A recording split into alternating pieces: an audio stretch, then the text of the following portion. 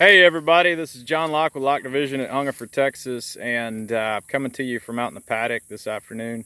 And you can tell when things are getting serious around here when I've got one of my funny grazing hats on. I'm getting pretty serious about growing grass.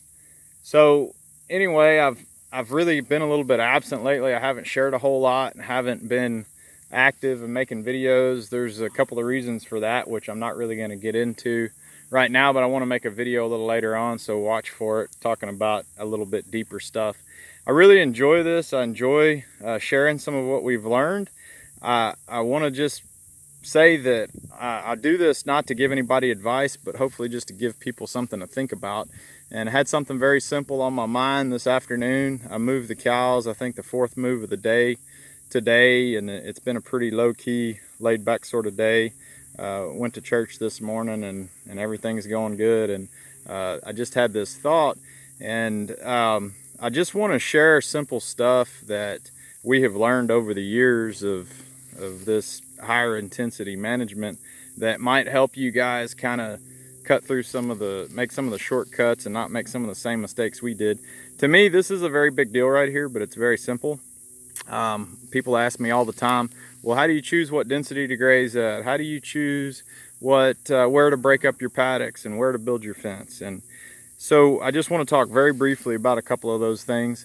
As far as the density, what density do we choose? The number one thing is your quality of life and how often can you move your cows. If you can only move them one time, then you just pick the appropriate density for a once a day move. Don't go out and choose a density and say, hey, I really need to graze at 250,000 pounds, so I'm going to graze at 250,000 pounds. Oh, but I can't move my cows but one time a day.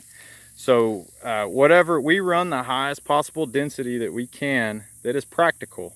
Some days it's not practical to run 500,000 pounds all day or 250,000 pounds all day, and so we don't do it. You've got to keep things simple, keep it fun. Keep a high quality of life. So that's kind of how we figure out what density to run. This paddock behind me right here, I'm kind of new to videoing like this. I'm not sure if I'm going to get it all. That's a couple of acres. The cows didn't spend much time in there. But the next thing I wanted to talk about was breaking your paddocks up.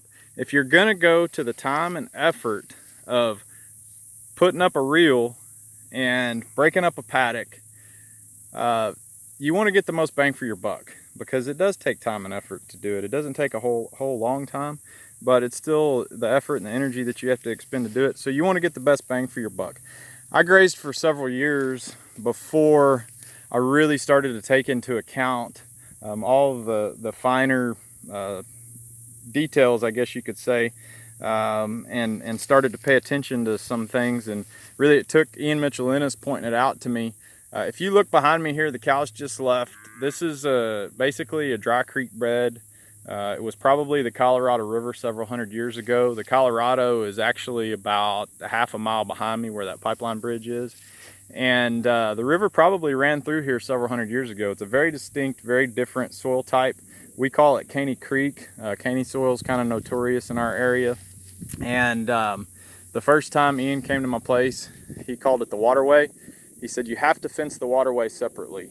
You can graze that every 1.5 times. For every one time, you can graze the paddock right next to it. So when we bring the cows in here into this 18-acre paddock, the permanent paddock, and we're going to break it up, those things are our first considerations. What is the difference in the soil types, difference in the plants? Maybe something happened and we let some grass over here run away from us and it got rank. Well, if you leave that rank grass in with some grass in a paddock that has been appropriately grazed or maybe was grazed shorter, you're going to start to create imbalances as the season goes on. So we fenced right down the bank of Caney here, if you can see the fence here, and the cows go in there, and that's the only area that they are allowed to graze for whatever specified time, which is something that we know through experience.